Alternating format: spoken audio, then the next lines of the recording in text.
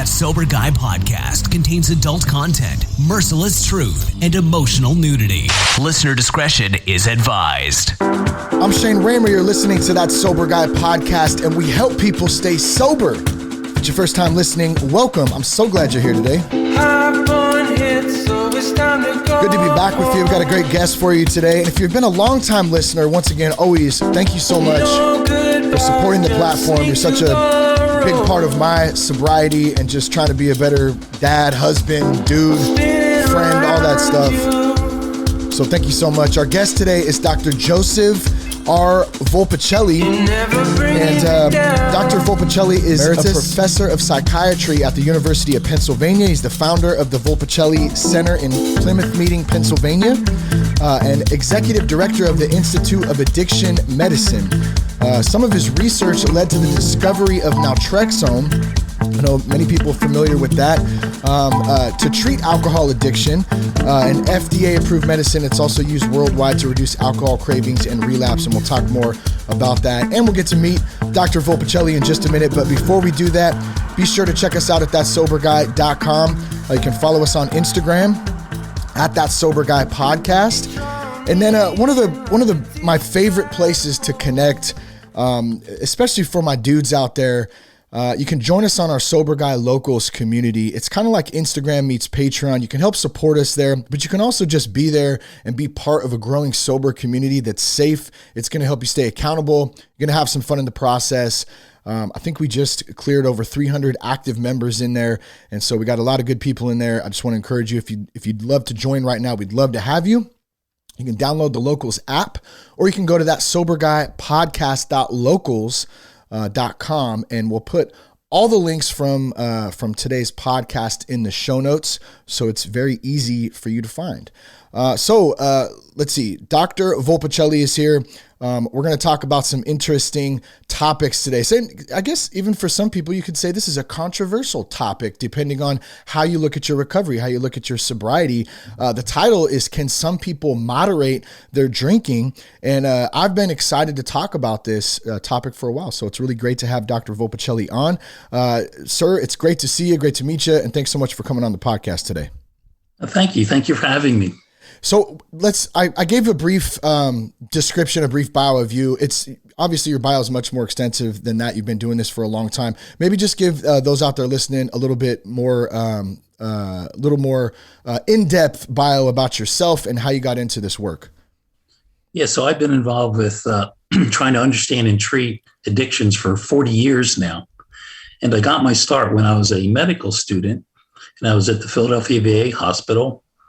And I was working with a patient who was a Vietnam vet. So while he was in Vietnam, he used opioids. But when he came back to the United States, instead of using heroin, he switched over to alcohol. And he developed symptoms of PTSD and alcohol addiction. And I was really interested in trying to treat that and understand it. At the time, I was also a part of the medical scientist training program. So I was also learning to get my PhD in psychology, and I was doing research with rats to understand the relationship between stress and diseases. And so I decided to develop an animal model of alcohol addiction. When you said the rats, you reminded me of Rat Park. I'm sure you've heard of that. Yes. I think, at least the first person I saw talk about that was, I think his name is Johan Yari, did a TEDx on it. And that is where they isolated a rat, right? And they gave it heroin water or water laced with heroin, and it became addicted. And then they put a community of rats together with all kinds of other stuff going on. They put the same water out there, but the rats who were in community chose the regular water. Is that kind of accurate? I think from the way I remember. Yeah, that was the experiment as it was reported. Yes, as it was reported. I love how that is. So yeah, that's an important part of that. So that just came to mind for me. What can you dive into a little bit more about the research that you did in pertaining to rats and what that looked like? Or yeah, sure. Okay. So at the time, I was doing research to look at how exposure to stress causes diseases. So, for example, we did an experiment where we gave rats inescapable electric foot shock and then injected them with cancer cells. And we found that the rats that had the stress had a much higher death rate from the cancer. Now, what was interesting about our research, and I did this with Marty Sullivan, was we found that it wasn't the pain of the electric shock that caused the stress. It was the ability to control the stress or not. So the rats that had control over the stress, they could turn it off. They actually had less incidence of cancers than rats who received no shock at all. And so that helped actually protect them a bit. So it's a psychological concept of lack of control. So let me ask you this then, and my wife and I have this conversation often, or it's came up with regard to health and just in general getting sick, right? Mm-hmm. Would it be fair to say that our minds are extremely powerful and that we can manifest certain sicknesses, diseases, certain things with the amount of stress we're under, possibly, or the amount of fear, or all those different emotions that go through us that can manifest these physical things that come onto us afterwards? Does that make sense? Is that possible? Yeah, absolutely. And I've always been interested in the relationship between psychology and behavior and biology. Yeah. And what was interesting for me is that it wasn't so much the physical stressor that caused the rats to show the signs of stress, but it was the ability to control it or not. And that leads to a variety of disorders. For example, at the time, we were looking at how lack of control leads to depression in rat models. And so at the time, I said I wanted to see how that applies to looking at alcohol. So I developed a rat model, an animal model, to look at alcohol drinking. So what did that look like? So what was interesting is that the rats that received the uncontrollable shock, they drank more alcohol than the rats that received controllable shock. But what was surprising is, and I think Isaac Asimov said, science proceeds not so much by eureka, but wow, that's funny. And I had my wow, that's funny moment when I found that the rats that increased their alcohol drinking did so on the weekends when I wasn't giving them the stress. So when I was doing the study, I wanted to take the weekends off because I was a graduate student and I didn't feel like going in and shucking the rats every day. And when I measured how much alcohol they drank during the days where they received the shock, there was no difference between the inescapably and escapably shocked rats. But on the weekends, when I gave them the weekend off, that's when there was a big rebound in alcohol drinking. So that was surprising to me. So I tried to understand why that occurs. So why would that? So let me just give you my first thing. When I first heard you say that, I'm like, damn, these rats man, they had a rough week. They had a long week. They were, they were under some stress, man. They were living life, doing their thing. And on the weekend, they finally got to relax and they wanted to just escape and just be intoxicated and feel better about themselves. That's like the first thing from like a, high level look at this, something. What did you find with that? Yeah. So what I did was I looked back at the biology of stress. So most people are aware of the fight or flight response, where you get stressed and the adrenergic nervous system fires and you just feel like running away or attacking someone. But that's only part of the stress response. The other part is the body releases endogenous opiates, endorphins. Yeah. And that kicks in a little bit later. And so what I reasoned was that when the rats receive the inescapable shock, the body released these endogenous opioids, and they got a little bit of a high from that. And then on the weekends, when they didn't get the shock, they went through the equivalent of withdrawal from their own endogenous opiates. Wow. And what the alcohol could do, and research at the time showed that it did this, that for some rats, it could stimulate the release of endorphins. So the alcohol helped compensate for the endorphins.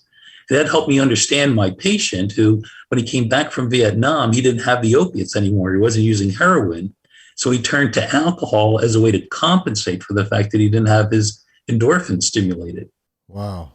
That's super interesting. So you're basically just trading off one for the other. It's almost like the substance is somewhat irrelevant. It's more about trying to compensate for those endorphins and that high or that feeling that you get, whether it's to escape or whatever it is. So with regard to your patient that came back from Vietnam, how does trauma tie into all this? Or let's say PTSD, is that I'm sure that has to play some role in some of this and even wanting to escape or get high or drink. Absolutely. So it's interesting. When I talk with my patient, I believe the trauma elicited endogenous opiates for him.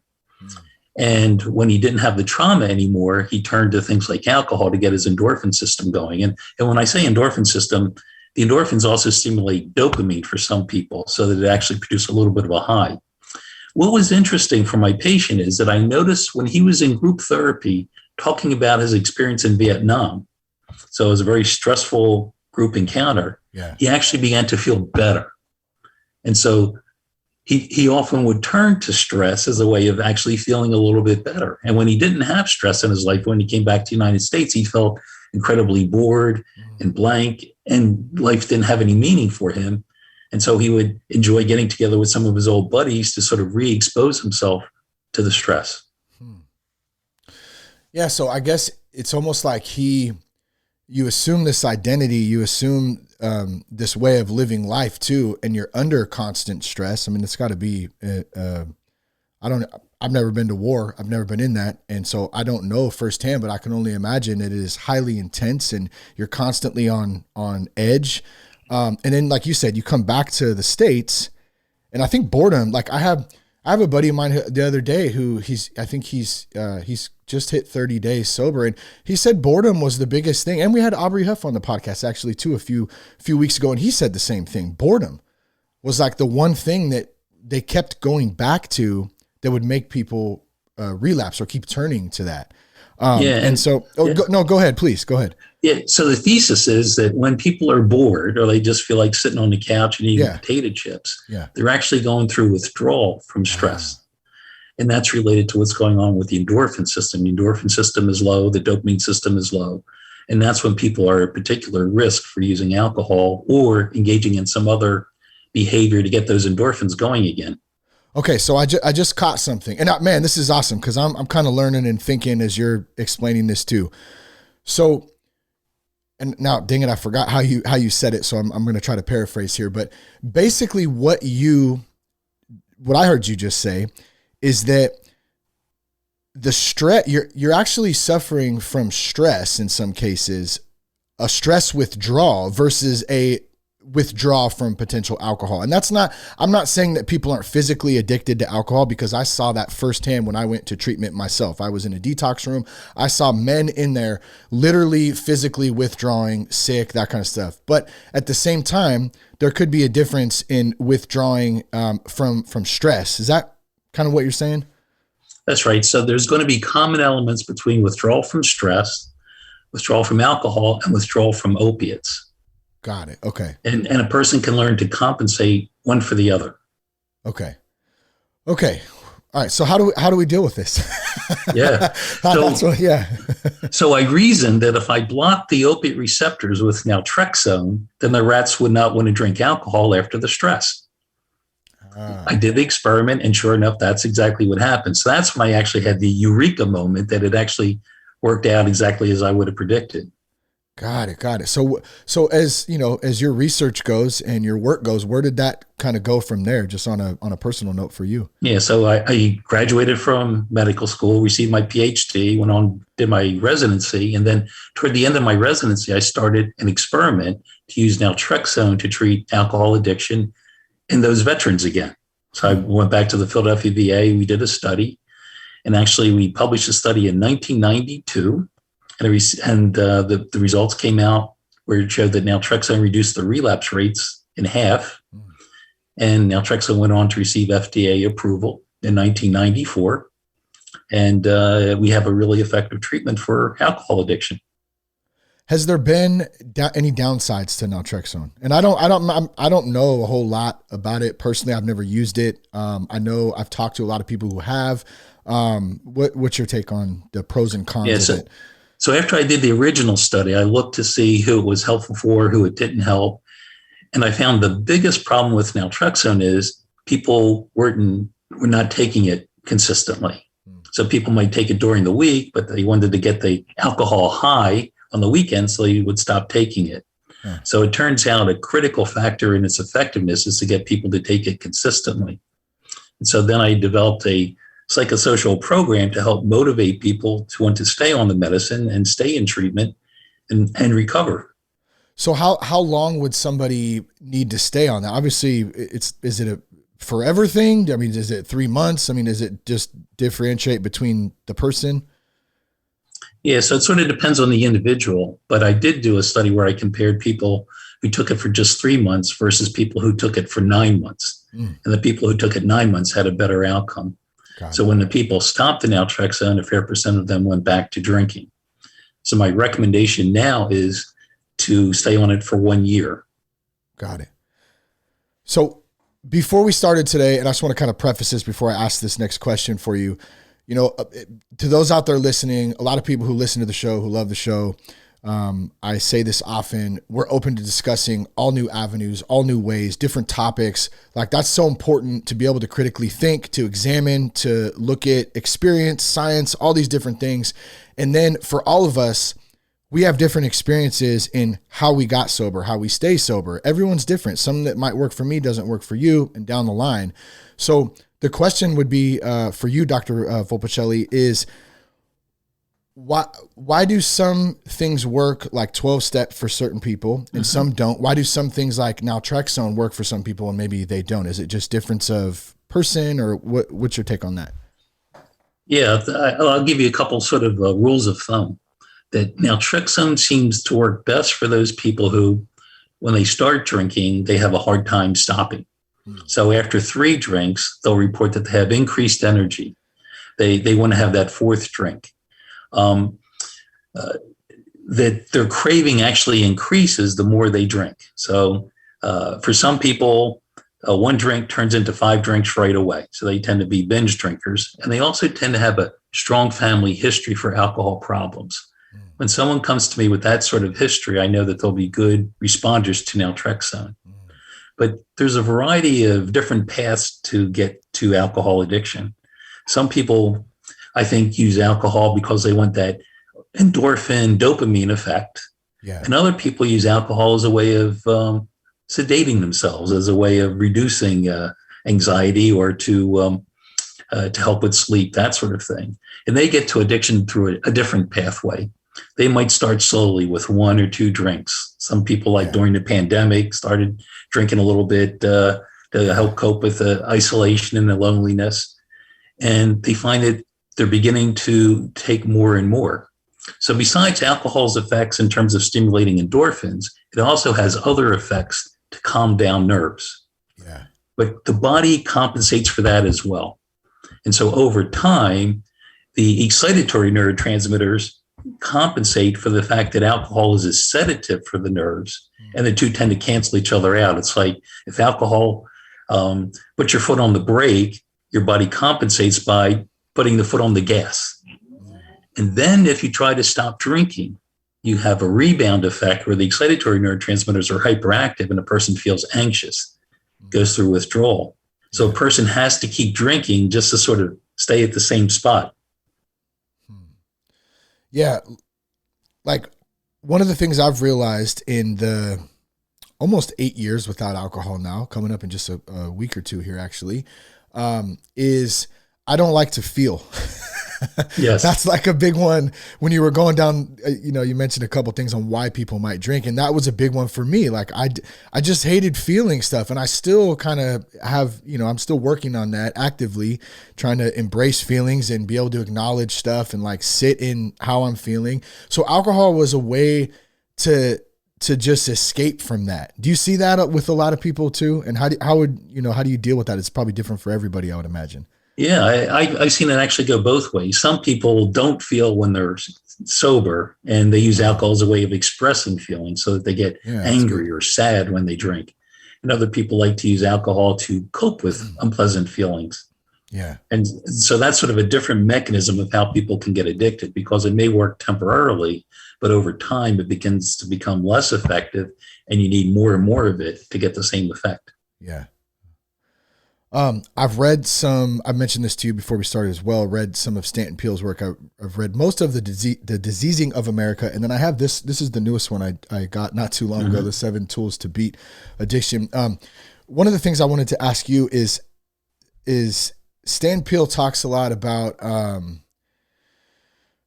a basic question that he would ask in some of the, speaking engagements. He'd have a room full of people in there, and this goes back to even my aunt, who was a 20 plus year heroin user. She finally kicked heroin. She got, clean and sober. she continued to smoke cigarettes for years after that. And she told me that she was actually on one of the very first podcasts we did when I first started Sober Guy. And she said on that podcast that quitting cigarettes was harder than quitting heroin. And so back to this question that he asks, Stanton Peele asks in this group is, how many of you smoked in the audience, in the audience? And a lot of hands go up. And he says, well, how many of you quit? And most of the hands go down. And he says, how many of you went to treatment to quit cigarettes? And nobody's hand goes up. So there's some thought, and I don't know what's right, what's wrong. I'm not trying to, I think this is a great conversation and something to think about. How does that relate to the difference between someone getting sober from 12-step and why it works for some people, it doesn't work for others? Like, I don't even know what the question is per se, but let me just hear your thoughts on that little, little study or little experiment alone. Sure. Yeah. It's important to understand what addiction is. Okay. I mean, it's defined in the DSM-5 through a variety of criteria that mostly reflect consequences associated with addiction. So it really doesn't get at what addiction is. For me, fundamentally, addiction is when you do something or take a drug, it increases the motivation to use more of it. Got it. So, for example, we're not born with a need to drink alcohol or to use opiates. We're born with needs for water, for food, for sex. And so those biological needs are inborn. But when it comes to addictive substances, it's something that is acquired over time. So using it increases the need to do more of it. Now, I don't have a history of being addicted to alcohol or opiates, but I sort of know what the feeling is like in terms of my addiction to corn chips. So right now, in my kitchen, I have a big bag of corn chips that when I start eating the corn chips, I can't stop. And so I'm trying to watch my weight a little bit. So I try and put criteria on it. But the only way I can deal with it is by moving the corn chips out of sight. And if I do that, then I don't think about using it and my craving is low. But if I have a couple of corn chips, I need to keep eating them. And that's the way it is with addiction. So when it comes to cigarette smoking or other addictions, it's possible to break that addictive cycle by removing access to that substance. Yeah. And then you break the cycle. But you're still at risk that if you then were to go back and use even a little bit, it create need to have to use more and more of it, and you're back into that addictive cycle. Yeah. Yeah, it's funny. As you just were finishing that up, I just recalled something myself. So I did a 30-day treatment program back in 2013, and I did 12-step, still continue to work 12-step. But I actually quit cigarettes 2 weeks in my treatment. I haven't smoked a cigarette since. It's been almost 8 years. But I haven't done 12-step for cigarettes. I just quit. But I do 12-step for alcohol, for, other. So there's just some conflicting thoughts sometimes that really I wonder about. I wonder, is alcoholism a disease? I don't know if that's a very controversial question. I don't know if you want to tackle it or jump on it a little bit, but I know I've questioned it quite a bit. Yeah. So it's a great question. And it's a disease or disorder like other disorders, like having high blood pressure, diabetes, or anxiety or depression, that really addiction reflects the relationship you have with some activity or some substance. And over time, that relationship can cause problems. So for alcohol, it can cause problems with your liver, with your gastrointestinal tract, with your nerves, virtually every organ in the body. Yeah. And so that relationship can lead to physical diseases. It can also lead to mental disorders as well. So it's important to look at that relationship that you have. If you have high blood glucose by itself, it's not an issue, but over time that can cause cardiovascular symptoms. And so it's important to look at an early stage if your relationship with something can lead to problems. And that's where sort of the moderation comes in, that if you can look at your relationship with alcohol before you get impaired relationships with a partner, difficulty with your work, organ system damages, you may be able to moderate your use of alcohol before it becomes a major problem. So I think that's a great lead into this next question. Why does moderation work better for some people than complete sobriety? And how come some people can only do sobriety? They can't moderate. Yeah, so moderation is particularly helpful for people, say, in the early stages of addiction or even before they show the full effects of an alcohol use disorder. That recent data suggests that the general population is probably drinking too much. And so the recommendation is that for men shouldn't have more than 2 drinks in a day, and for women, not more than 1 drink in a day. And so if you find yourself as a female drinking more than 8 drinks in a week, or for a guy, more than 15 drinks in a week, it's important to look at your relationship with alcohol. Now, some people are not addicted, but they're just drinking a lot. And then if you show them the data and the adverse consequences that can occur, they just cut back on their drinking, and maybe with the help of some social support, they're able to do that. But for other people, that's not enough, and they need additional help. Yeah. In the last 2 weeks alone, I think I've had 3 different men reach out to me and say, "Hey, I'm tired of drinking. I want to quit. I either don't want to go to a 12-step program, or I've tried it and I didn't like it." And, they have their own reasons why. Now, just being from my own background and just my experience, I always share meetings with people, and I always continue to do that. But at the same time, I never push it on anybody. So I'm always looking for options to serve other people and help them in whatever path they want to go down, and try to support the best I can in that. It's not about being right. It's just about getting the help that people need. So what options are there for people who, like those 3 dudes in the last 2 weeks who've reached out, who maybe don't want to do a 12-step program, or they're trying to figure it out. They're trying to look for alternative ways. Yeah. So for example, in our clinical program, we offer help for people who maybe are ambivalent about giving up drinking completely. And rather than turn them away and say, "Well, come back when you're ready," I prefer to hit people before they go to rock bottom. Some people don't recover from rock bottom. Yeah, so I'll work together with them. Yeah. And part of the working together with them might include a suggestion that, "Well, binges are bad." And the person says, "Yeah, I notice when I binge, I feel crappy the next day. My wife is upset with me.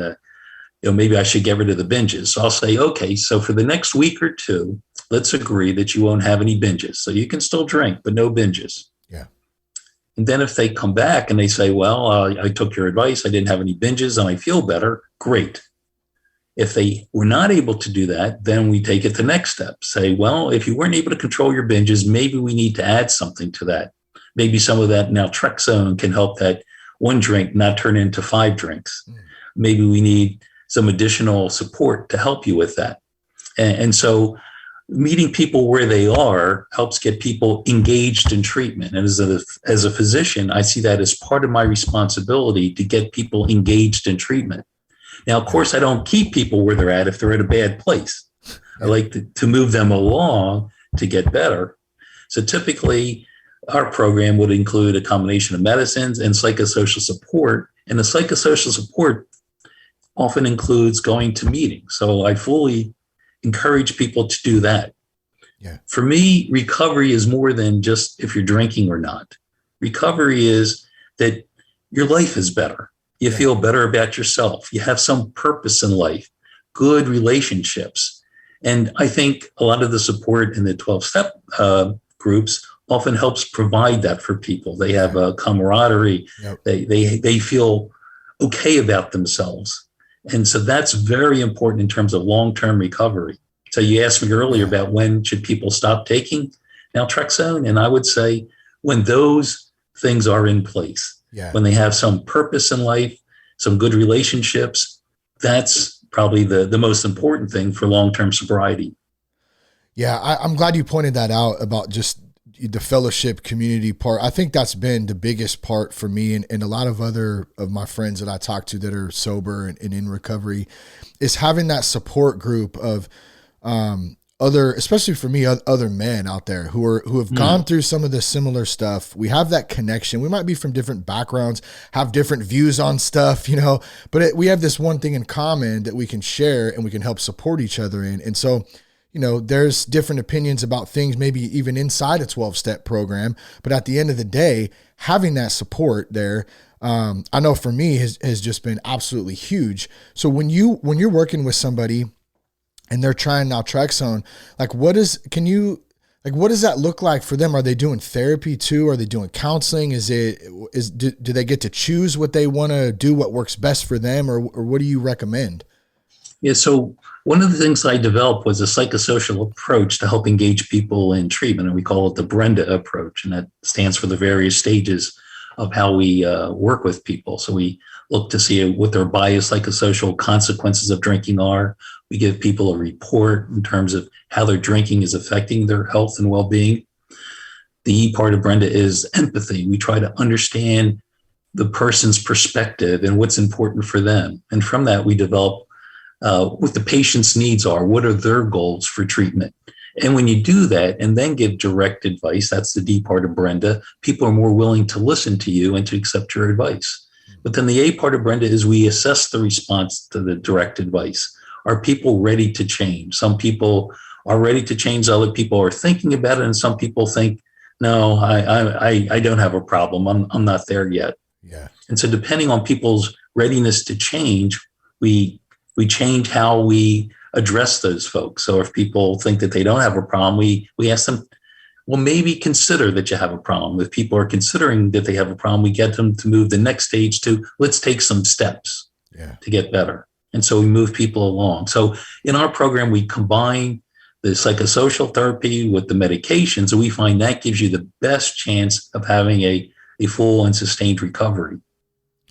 Yeah, I wanted to ask you, and you mentioned this, I think when we first started, or it came up at some point about, everything that's going on right now, a lot of high stress out there, a lot of mental health issues. We're seeing a lot of people either turn back to drugs and alcohol, or even those who never really abused the drugs or alcohol before are turning to it as a way to cope with all the shit that's going on right now. It's madness.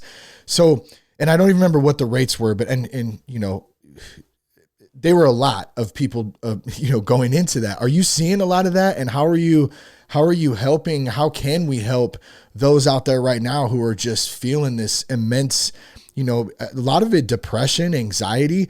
I'll be honest, we're even dealing with some of the stuff with our own daughter just from, not being plugged into school. The normalcy is not there. Like she's waiting for life to go back to normal. And it's so hard to tell her, look, babe, there's a lot of things that have changed, and there's a good chance that some of this stuff might not be going back to at least anytime soon. And so it puts it puts stress even on parents having to deal with their kids. And I mean, gosh, there's a whole mix of it. I could keep going on, but what are you seeing, and how are you helping folks, or what advice would you have from a doctor's perspective on how to deal and cope with some of the stuff we're seeing today? Well, you're absolutely right. They've estimated that a third of the country right now is either anxious or depressed or both. And so it's a very serious issue. And clearly the use of alcohol has gone up during the pandemic, and the number of overdose deaths from opioids has dramatically gone up over the past year. Yeah. So people have lost the connection. They lost that personal connection, which is a very useful support to buffer against stress. You mentioned the Rad Park at the beginning. The purpose of that was to show how the psychosocial support and connection with other organisms helps to reduce stress and drug use. And clearly it's the case in human beings that when you have support from other people, that acts as a buffer. And people have lost that buffer. And a lot of people have turned to using drugs and alcohol as a way of coping with anxiety and depression.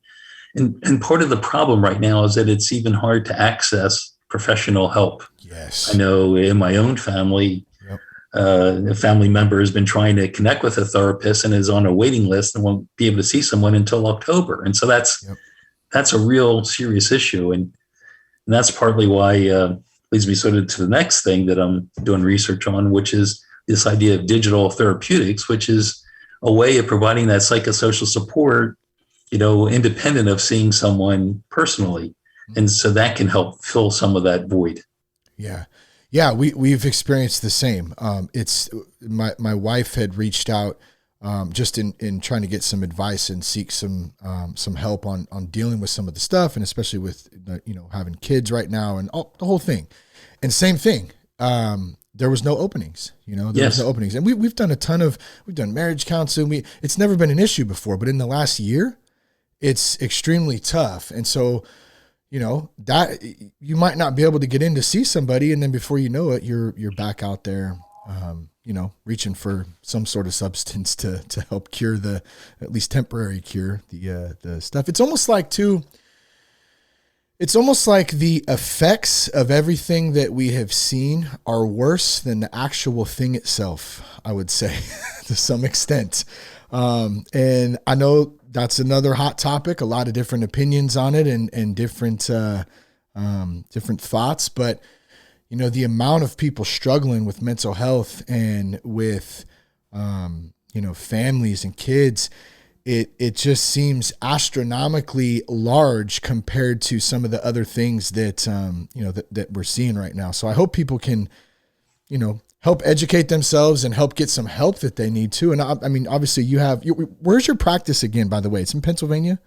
Yeah. So it's in outside of Philadelphia in Plymouth Meeting, Pennsylvania. Okay. Got it.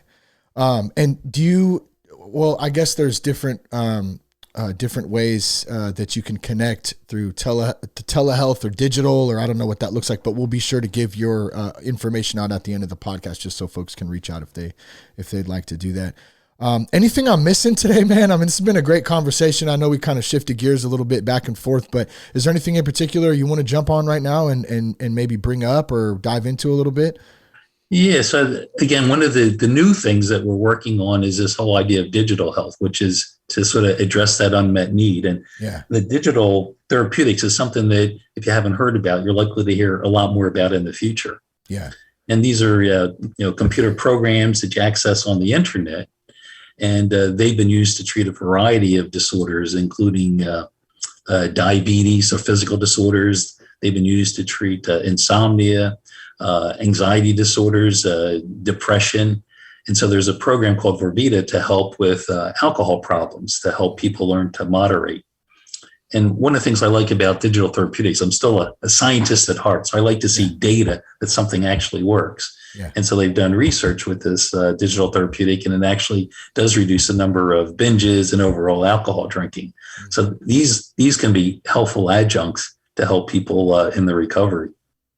So if you couple that, some of the more data-driven, science-backed solutions to quitting drinking, how do you roll in some of the trauma-based stuff in that? Because that's one thing I've heard a lot about. A friend of mine, TJ Woodward, talks a lot about that. He does conscious recovery, and so a lot of it, we talk about trauma-based stuff from his kids. Like I had a jacked up childhood. Like it was a lot of stress, high stress. The best way I describe it is controlled chaos.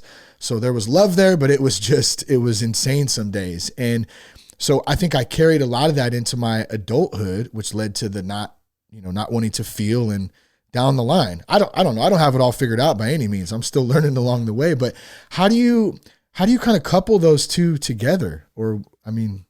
No, absolutely. That's all very relevant. I remember doing research with young rats. They were like juvenile rats, where we gave them either control over stress or no control or no stress at all.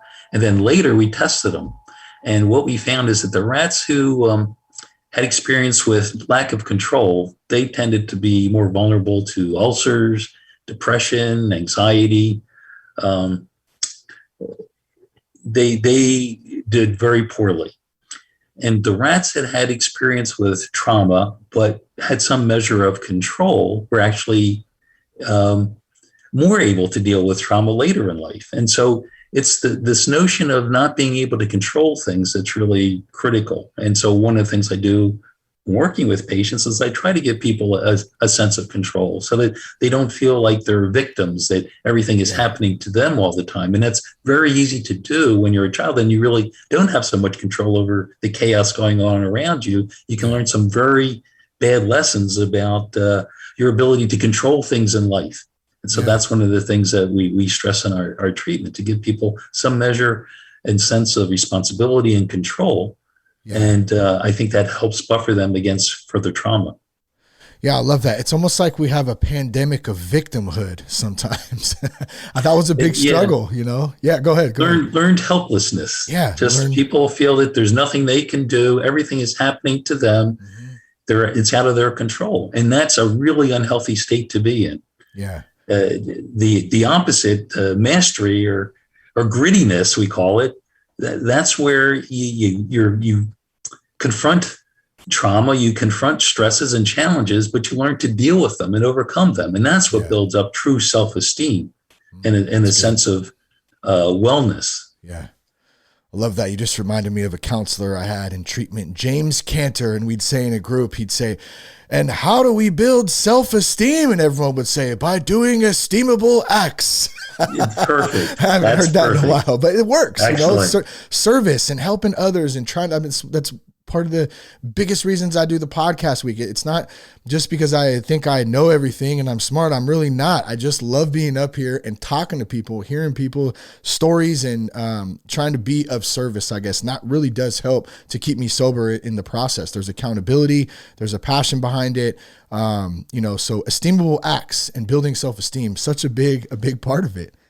Yeah, I agree with you 100%. And it's not just a way to recover from addiction, but it's a good way to live your life in general. Yeah, absolutely. To be connected with other human beings. There's so much division right now. And even the addiction field, it's upsetting that sometimes people who come from, say, a 12-step tradition don't believe in the medications, or people who are prescribing medications don't support the 12-step program. Yeah. And it's very disappointing to me that we don't work together. I mean, in my toolbox, I have a Phillips head screwdriver and a flathead screwdriver, and you know, they're both screwdrivers, but sometimes you use one tool versus the other. Yeah. What's wrong with that? And here's the best part about that, Dr. Volpicelli, you have the freedom to choose. Yes. You have the freedom to choose which one you want to use. And I think when we get back to that, because it's so relevant what you just said, everything is different for everybody, but we have to possess the freedom to, and sometimes we don't always choose the right thing, but that's like learning life, man. Sometimes we trip and fall, but we got to get our asses back up, erase the victim BS, you know, and let's keep that open option on the table to learn, to do better, stay teachable, and keep the freedom to choose in whatever it is, as men, as women, in a great free country. You know what I mean? I love that. Absolutely. Absolutely. And, as a scientist, I'm used to doing experiments where the results don't come out as I expect, but I still learn something from each experiment. I used to say to my research assistant, well, rat didn't do what we thought he would do, but the rat is always right. It's given us important data. And when I work with patients, sometimes there's a bad outcome for a while, but we learn from that and move on without judgment, without blaming anyone for a bad outcome. But what can we learn from it? And then we move forward. That's good. That's good. Is there one experiment that might stand out that didn't turn out your way that you can recall? There's many, but let me give you a clinical example of something that didn't turn out the way I thought. I remember as a young medical student, I was pretty full of myself that I was an MD, PhD. I had this scholarship, and I was presenting to my attending and the residents about this patient who was in alcohol withdrawal. And I said, we have him on the right medicines, and aren't I doing pretty well with this? And I turned to the patient and asked him how he was doing. And the patient turned around and cold-cocked me. Oh, shit. Really? Yes. Dang. And just every once in a while, God reminds me that where I am in the universe. And wow. Yeah. Now, the person afterwards apologized, and when he came around, he's a completely different person. But sometimes you just have to be reminded that you don't have all the answers, and maybe you're not all that at times. So That's good. I love it. Thank you for that. That's a great reminder. Good stuff.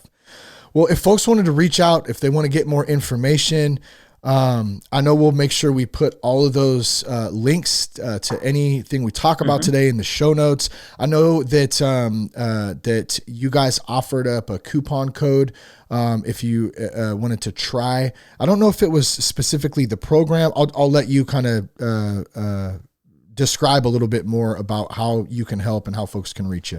Yeah, so I'm working a little bit with the company that makes Vorvita, and I know they wanted to get it into the hands of people as much as possible so people can try it and see how it works. So I think if you go to vorvita.com, you can get more information about this digital therapeutic. And I think they even have a code to get some % off if you buy the program. I think it was 40% off, and I have the promo code. I'll put that in the show notes for anybody who wants to check it out. That sounds great. And then you're at Volpicellicenter.com. Is that correct? That's correct. Yeah. So that's our clinical program. And then we have a research program, a research teaching program called Institute Addiction Medicine, .org, I believe it is, .org. So you can always Google Joseph Volpicelli, and I'm sure you'll see a lot of our research and clinical programs. Last question for you before we wrap up, Doctor. If there's anyone struggling out there right now that's listening to this, they're not really sure what to do, they don't know where to go, what advice could you give them? There's hope out there. I want to let people know that you can get better. I know a lot of times when I give these sort of talks that someone will come up to me and say, my father is still actively drinking and I can't really get him into treatment, and he doesn't believe that there's any cure for him, and let them know that there's various options. And in our program, we have a pretty good success rate, by combining the medicine with the psychosocial support to help people get better. And now we even have digital psychosocial support as another option. It helps remove some of the stigma. The digital support is available anytime, anywhere you can get an internet connection. So there's no excuse anymore to not get that support, and take advantage of your support group. And that includes meetings, that includes family, but people can get better, and they do get better. So don't give up. I've worked with people in their 70s and 80s who, after a lifetime of drinking, they were able to quit and turn things around. Wow. So there's hope. Love it. There's always hope. Don't give up. You only lose when you quit. So you got to keep going. Dr. Volpicelli, thanks so much for coming on the podcast today, talking to us. Really appreciate you, man. Well, thank you very much. It's been a pleasure being here. You can check it out at www.volpicellicenter.com. Once again, all the links today will be in the show notes. Thanks so much for joining us. You can follow us on Instagram at That Sober Guy Podcast. Join us on the locals Sober Guy community. Love you guys. Peace, love, and respect. Keep your blood clean.